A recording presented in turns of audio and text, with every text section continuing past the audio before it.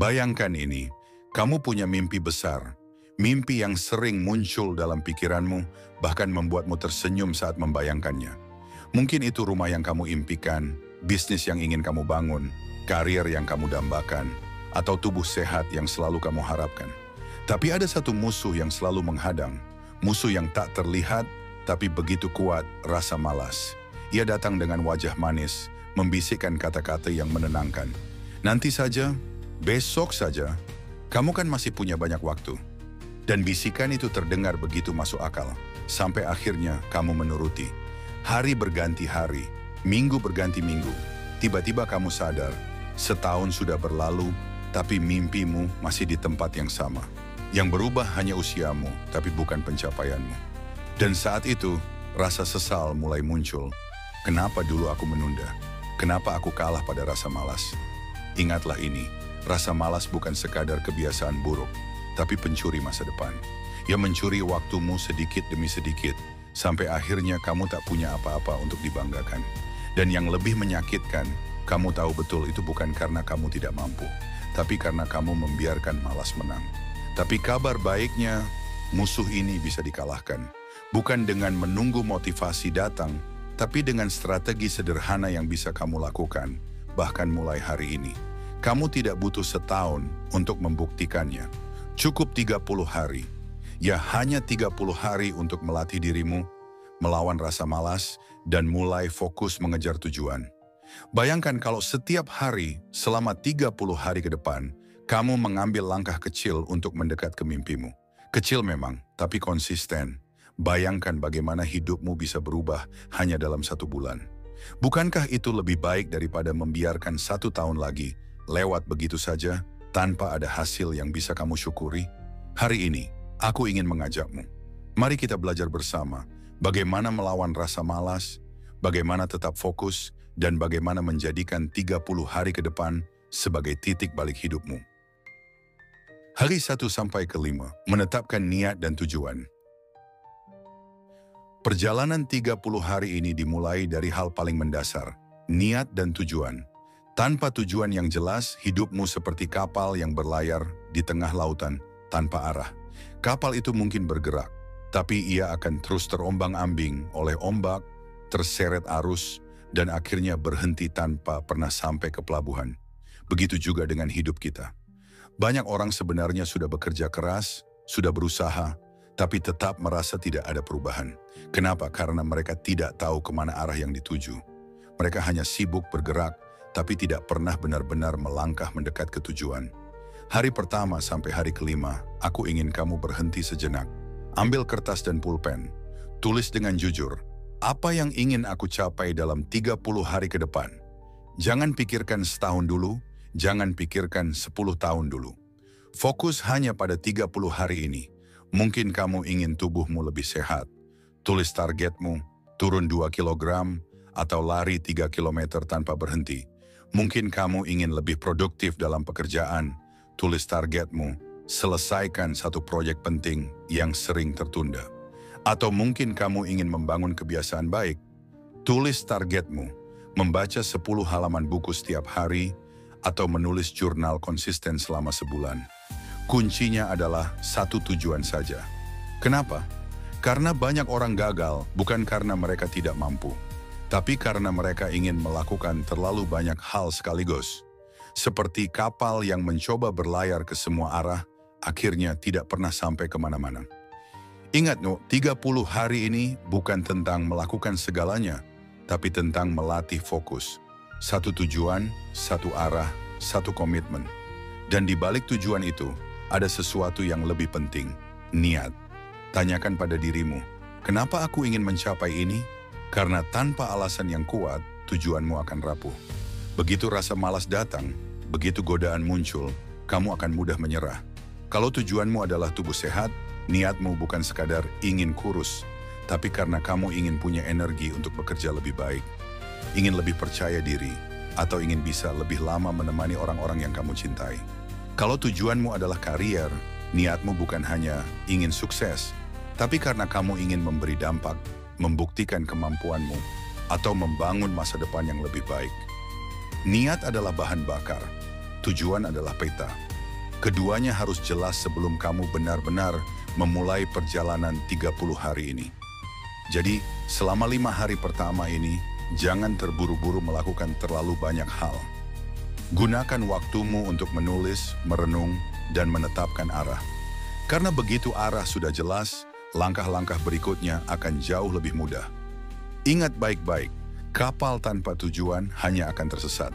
Tapi kapal dengan arah yang jelas, meskipun diterpa badai, akan selalu menemukan jalannya ke pelabuhan. Dan begitu juga denganmu, jika niatmu kuat, jika tujuanmu jelas, maka 30 hari ini bisa menjadi titik balik yang mengubah hidupmu. Hari 6 sampai ke 10, bangun kebiasaan kecil. Ingat ini baik-baik, musuh terbesar malas bukanlah semangat besar, tapi langkah kecil yang konsisten. Banyak orang berpikir mereka harus punya motivasi yang luar biasa untuk berubah. Mereka menunggu datangnya semangat yang membara, menunggu momen ketika mereka merasa benar-benar siap. Tapi kenyataannya semangat besar itu hanya bertahan sebentar. Hari ini berapi-api, besok sudah padam. Yang membuat hidupmu berubah bukanlah satu lompatan besar, tapi langkah kecil yang kamu ulangi setiap hari. Hari ke-6 sampai ke-10, fokusmu adalah membangun kebiasaan kecil. Kebiasaan sederhana, mudah dilakukan, tapi jika konsisten dijalani, efeknya akan sangat besar. Coba bayangkan ini, daripada memaksakan diri membaca satu buku penuh dalam sehari, mulailah dengan membaca 5 menit saja setiap hari. Daripada memaksakan olahraga 1 jam penuh, lalu berhenti karena capek, mulailah dengan 10 push-up setiap pagi. Daripada bermimpi menulis novel dalam semalam, mulailah dengan menulis 1 paragraf setiap hari. Kedengarannya kecil, memang, tapi justru disitulah kekuatannya. Karena kebiasaan kecil itu mudah dimulai, mudah dijalani, dan sulit ditolak oleh rasa malas. Ingat, otakmu butuh kemenangan kecil untuk terbiasa. Setiap kali kamu menyelesaikan 5 menit membaca, setiap kali kamu menulis 1 paragraf, otakmu akan berkata, "Aku bisa." Dan rasa percaya diri itu akan terus bertambah sedikit demi sedikit. Ada satu prinsip sederhana, lebih baik konsisten kecil daripada heroik sekali lalu berhenti. Apa gunanya lari 10 km sekali kalau setelah itu berminggu-minggu tidak bergerak? Lebih baik lari 1 km setiap hari selama sebulan penuh, hasilnya akan jauh lebih besar. Hari-hari ini, jangan dulu terlalu memikirkan hasil besar. Fokus saja pada rutinitas kecilmu, karena hasil itu adalah buah dan kebiasaan adalah akarnya. Kalau akarnya kuat, cepat atau lambat buahnya akan muncul. Dan jangan remehkan kebiasaan kecil. 1 gelas air putih setiap pagi bisa membuat tubuhmu lebih segar. 1 catatan kecil sebelum tidur bisa membuat pikiranmu lebih tenang. 1 kebiasaan sederhana, jika dilakukan dengan disiplin, bisa mengubah arah hidupmu. Jadi di hari ke-6 sampai ke-10 ini, pilih kebiasaan kecil yang mendekatkanmu pada tujuan yang sudah kamu tetapkan di hari-hari pertama. Kalau tujuanmu kesehatan, mulailah dengan olahraga ringan 5-10 menit sehari. Kalau tujuanmu pengetahuan, mulailah dengan membaca 5-10 halaman buku. Kalau tujuanmu produktivitas, mulailah dengan menulis daftar tugas sederhana setiap pagi. Kuncinya bukan seberapa besar langkahmu, tapi seberapa konsisten kamu menjalaninya. Ingatlah kalimat ini, kebiasaan kecil lebih kuat daripada motivasi besar yang hanya sebentar. Motivasi itu naik turun, tapi kebiasaan adalah mesin otomatis yang akan terus berjalan bahkan saat semangatmu hilang. Jadi, selama 5 hari ke depan, jangan pusing memikirkan kesempurnaan. Jangan tunggu semangat besar, mulailah dari yang kecil. Jalani setiap hari. Dan percayalah, kebiasaan kecil yang kamu bangun sekarang adalah pondasi kokoh untuk langkah besar yang akan kamu ambil berikutnya. Hari 11 sampai ke-15. Atur lingkunganmu. Sekarang kita sudah punya tujuan yang jelas dan sudah mulai membangun kebiasaan kecil. Tapi ada satu hal yang sering dilupakan orang, padahal pengaruhnya luar biasa besar. Lingkungan. Percaya atau tidak, lingkunganmu bisa menjadi bahan bakar yang membuatmu fokus, atau justru racun yang perlahan menghancurkan semangatmu. Bayangkan kamu ingin belajar serius, Tapi meja belajarmu berantakan, HP terus berbunyi, dan temanmu tiba-tiba datang hanya untuk mengajak nongkrong atau rebahan. Sehebat apapun niatmu, fokusmu akan goyah. Kenapa? Karena manusia itu makhluk yang mudah terpengaruh. Kamu mungkin berpikir kamu bisa melawan distraksi, tapi faktanya distraksi kecil yang terus-menerus datang bisa meruntuhkan tekad yang paling kuat sekalipun. Itulah kenapa di hari ke-11 sampai ke-15, fokusmu adalah mengatur lingkungan. Mulailah dari hal sederhana. Singkirkan distraksi. Saat bekerja, letakkan HP jauh dari jangkauan atau aktifkan mode Do Not Disturb. Matikan notifikasi yang tidak penting. Percayalah, sebagian besar pesan dan notifikasi tidak benar-benar darurat. Hidupmu tidak akan runtuh hanya karena kamu menunda membalas chat 1 jam kemudian. Ciptakan ruang khusus. Kalau kamu ingin serius belajar, sediakan meja yang rapi hanya untuk itu. Kalau kamu ingin olahraga, siapkan tempat yang nyaman untuk bergerak. Ruang yang tertata memberi sinyal ke otakmu. Sekarang waktunya fokus. Jaga pergaulanmu. Lingkungan bukan hanya tempat, tapi juga orang-orang di sekitarmu.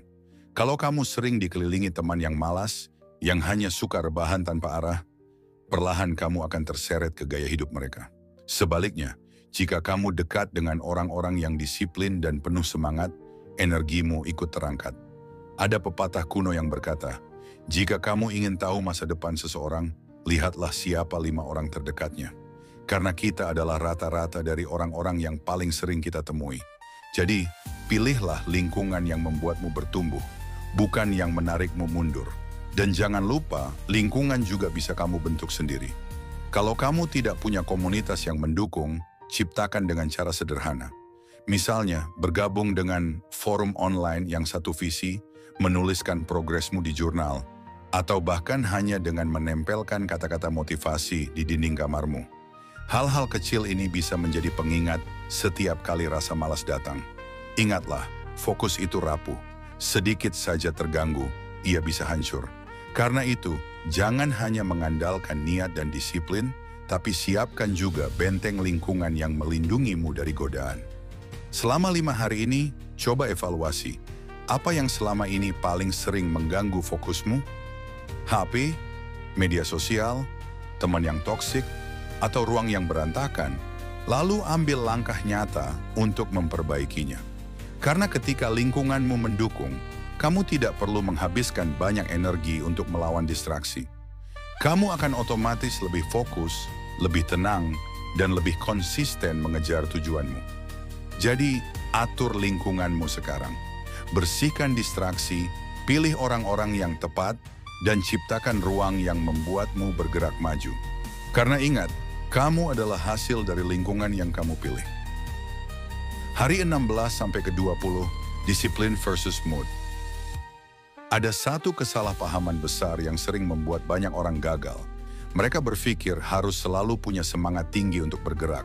Mereka menunggu mood yang bagus, menunggu rasa rajin datang, baru kemudian bertindak. Padahal kenyataannya, kalau kamu hanya mengandalkan mood, hidupmu akan naik turun seperti roller coaster. Hari ini semangat, besok malas, lusa hilang arah. Tidak ada konsistensi, tidak ada progres yang nyata. Disinilah perbedaan orang biasa dengan orang sukses.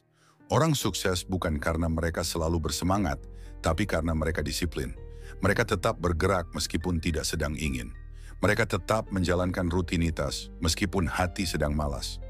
Ingatlah kalimat ini. Disiplin adalah jembatan antara mimpi dan kenyataan. Mimpi tanpa disiplin hanyalah lamunan, tapi mimpi dengan disiplin bisa menjadi kenyataan yang nyata. Hari ke-16 sampai ke-20, fokusmu adalah melatih dirimu untuk tidak lagi bergantung pada mood. Kalau hari sebelumnya kamu membangun kebiasaan kecil dan mengatur lingkungan, kini saatnya membuktikan. Bisakah kamu tetap konsisten meskipun rasa malas menyerang? Contohnya sederhana. Kalau targetmu membaca setiap hari, jangan tanya dulu apakah kamu sedang mood atau tidak. Ambil bukumu, baca 5-10 menit, dan selesaikan. Kalau targetmu olahraga, jangan tanya dulu apakah badanmu ingin bergerak atau tidak. Lakukan 10 push-up itu, lakukan peregangan itu, lakukan apa yang sudah kamu janjikan pada dirimu sendiri. Disiplin itu bukan tentang perasaan, tapi tentang keputusan. Kamu memutuskan untuk bergerak dan tubuhmu akan mengikuti. Aneh memang, tapi seringkali mood itu datang setelah kamu mulai, bukan sebelum. Ada sebuah aturan sederhana yang bisa kamu gunakan. Aturan 5 menit.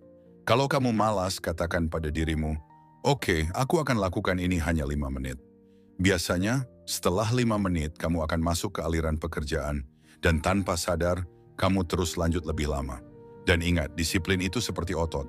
Semakin sering kamu melatihnya, semakin kuat ia menjadi. Hari pertama mungkin terasa berat, tapi hari ke-10, ke-20, ke-30, kamu akan kaget betapa mudahnya kamu bergerak tanpa perlu banyak berpikir. Kuncinya adalah jangan bernegosiasi dengan rasa malas. Begitu otakmu mulai berkata, "Nanti saja," segera bergerak. Hitung mundur 5, 4, 3, 2, 1, lalu lakukan. Karena semakin lama kamu menunda, semakin besar kekuatan malas menarikmu kembali ke zona nyaman. Selama 5 hari ini, jadikan disiplin sebagai teman terdekatmu. Kamu tidak perlu menunggu semangat besar datang. Kamu hanya perlu memastikan dirimu tetap melangkah, meski perlahan, tapi konsisten. Dan ketika kamu berhasil melatih disiplin, kamu akan menyadari sesuatu. Ternyata kamu tidak butuh mood untuk maju. Kamu hanya butuh komitmen untuk menepati janji pada dirimu sendiri. Ingat baik-baik, mood itu sementara, tapi disiplin akan membawamu sampai tujuan. Hari 21 sampai ke-25. Hadapi rasa malas dengan aksi cepat. Sekarang kita memasuki fase penting. Setelah kamu melatih niat, membangun kebiasaan kecil, mengatur lingkungan, dan berlatih disiplin, akan tetap ada satu musuh yang selalu muncul tanpa diundang. Rasa malas. Rasa malas itu licik. Ia tidak datang dengan teriakan, tapi dengan bisikan halus. "Nanti saja, sebentar lagi, kamu kan capek." Dan yang berbahaya adalah, semakin lama kamu mendengarkan bisikan itu, semakin kuat ia mencengkerammu. Karena itu, di hari ke-21 sampai ke-25, kamu harus melatih satu strategi sederhana, tapi sangat ampuh. Aksi cepat. Apa artinya? Begitu rasa malas datang, jangan bernegosiasi. Jangan kasih ruang untuk berpikir terlalu lama. Otakmu pintar mencari alasan, dan semakin lama kamu menunda, semakin banyak alasan yang terdengar masuk akal. Gunakan aturan sederhana, hitung mundur 5 detik. 5, 4, 3, 2, 1. Bergerak. Tidak perlu menunggu semangat, tidak perlu menunggu mood, langsung ambil tindakan kecil. Kenapa? Karena seringkali tantangan terberat bukanlah mengerjakan sesuatu, tapi memulai. Setelah kamu melewati 5 menit pertama, otakmu akan mulai masuk ke zona fokus. Tiba-tiba pekerjaan yang tadinya terasa berat jadi lebih ringan, dan kamu bisa lanjut lebih lama dari yang kamu bayangkan. Coba ingat pengalamanmu. Pernahkah kamu menunda belajar atau bekerja berjam-jam, tapi ketika akhirnya kamu mulai, ternyata itu tidak seberat yang kamu pikirkan? Itulah kekuatan aksi cepat. Ia memotong rantai penundaan sebelum rasa malas sempat menang. Contoh kecil, kalau targetmu olahraga, jangan tunggu mood. Begitu kamu sadar malas mulai datang, langsung pakai sepatu, langsung bergerak. Kalau targetmu membaca, jangan menunggu waktu yang sempurna. Ambil buku, buka halaman dan baca. Kalau targetmu menulis, jangan berpikir panjang. Duduk, buka kertas atau laptop, dan tulis satu kalimat pertama. Satu kalimat saja bisa jadi pintu untuk menulis satu paragraf, bahkan satu halaman. Ingatlah ini, malas itu membesar jika kamu diam, tapi mengecil ketika kamu bergerak. Dan semakin cepat kamu bertindak, semakin kecil peluang malas untuk menang. Hari-hari ini, latih dirimu untuk tidak menunda. Biasakan diri mengambil tindakan segera. Tidak perlu besar, yang penting cepat. Karena kemenangan melawan malas bukan ditentukan oleh seberapa banyak kamu lakukan, tapi seberapa cepat kamu mengambil langkah pertama. Kalau kamu bisa melatih strategi ini selama 5 hari, kamu akan sadar, rasa malas sebenarnya tidak sekuat yang kamu bayangkan. Ia hanya kuat kalau kamu memberi waktu untuk bernegosiasi. Tapi begitu kamu bergerak, ia langsung kalah. Jadi mulai sekarang, jangan beri kesempatan pada rasa malas untuk berbicara panjang lebar di kepalamu. Hitung mundur 5 detik, ambil langkah pertama, dan biarkan momentum membawamu maju. Karena kadang, rahasia sukses bukanlah menunggu waktu yang tepat, tapi berani mulai sekarang. Hari 26 sampai ke 30, evaluasi dan rayakan progres. Sekarang kita sampai di penghujung perjalanan 30 hari. Coba tarik napas sejenak, lalu lihat ke belakang.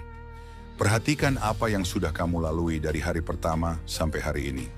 Kamu mungkin tidak menyadarinya, tapi jika kamu benar-benar mengikuti langkah-langkah sebelumnya, menetapkan niat, membangun kebiasaan kecil, mengatur lingkungan, melatih disiplin, dan mengambil aksi cepat, maka sebenarnya sudah banyak hal yang berubah dalam dirimu.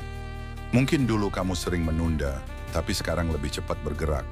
Mungkin dulu kamu sulit konsisten, tapi sekarang mulai terbiasa. Mungkin dulu kamu sering kehilangan arah, tapi sekarang kamu punya tujuan yang jelas.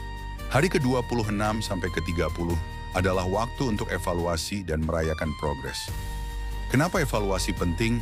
Karena tanpa evaluasi, kita tidak pernah benar-benar tahu seberapa jauh kita sudah melangkah.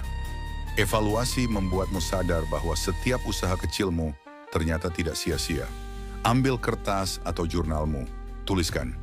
Apa saja kebiasaan baru yang sudah berhasil kamu jalani? Apa tantangan terbesar yang sempat menghambatmu? Bagaimana perasaanmu sekarang dibanding 30 hari lalu? Jangan hanya menilai apa yang belum tercapai, tapi fokus juga pada apa yang sudah kamu lakukan. Ingat, progres sekecil apapun tetaplah progres. Dan setelah evaluasi, lakukan hal yang tidak kalah penting. Rayakan pencapaianmu. Banyak orang lupa bagian ini. Mereka terlalu keras pada diri sendiri, hanya fokus pada kekurangan, tanpa pernah memberi apresiasi pada usaha mereka. Padahal merayakan pencapaian kecil adalah bahan bakar untuk perjalanan yang lebih panjang. Rayakan dengan cara sederhana. Kalau kamu berhasil konsisten membaca selama 30 hari, hadiahkan dirimu buku baru. Kalau kamu berhasil rutin olahraga, beri dirimu makanan sehat favorit. Kalau kamu berhasil melawan rasa malas, beri dirimu ucapan selamat ya, ucapan tulus pada diri sendiri. Kamu mungkin berpikir itu sepele, tapi sebenarnya itu sangat penting. Otakmu akan mengasosiasikan usaha keras dengan perasaan menyenangkan, dan itu membuatmu lebih mudah mengulang kebiasaan baik di masa depan. Ingat, 30 hari ini bukanlah garis akhir. Ini baru permulaan. Kalau kamu bisa berubah dalam 30 hari, bayangkan apa yang bisa kamu capai dalam 3 bulan, 6 bulan, atau bahkan 1 tahun. Evaluasi memberimu kesadaran, perayaan memberimu energi. Kombinasi keduanya akan membuatmu siap melangkah lebih jauh dengan keyakinan baru bahwa kamu mampu. Jadi, selama 5 hari terakhir ini, jangan hanya berlari tanpa henti. Luangkan waktu untuk menoleh ke belakang, tersenyum pada pencapaianmu, dan berkata pada diri sendiri, aku sudah maju, aku sudah berubah, dan aku akan terus melangkah lebih jauh lagi. Karena itulah tujuan 30 hari ini. Bukan sekadar melawan rasa malas, tapi membuktikan bahwa kamu punya kekuatan untuk mengubah hidupmu. Ingatlah ini, rasa malas tidak akan pernah benar-benar hilang. Ia akan selalu ada, datang kapan saja, berbisik halus di telingamu.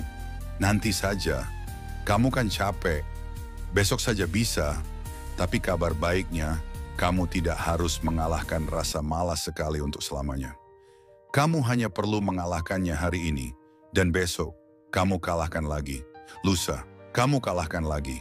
Sedikit demi sedikit, hari demi hari, kamu akan menjadi pribadi yang jauh lebih kuat.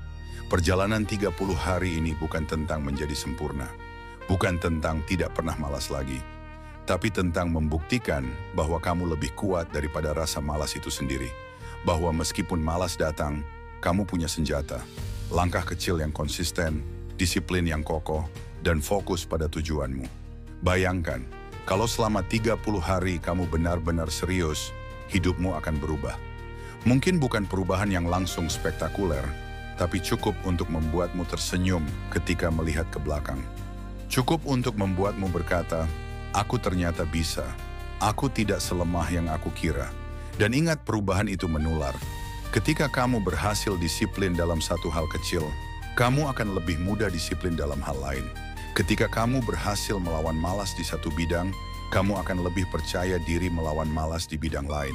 Seperti bola salju, keberhasilan kecilmu akan terus bergulir menjadi keberhasilan yang lebih besar.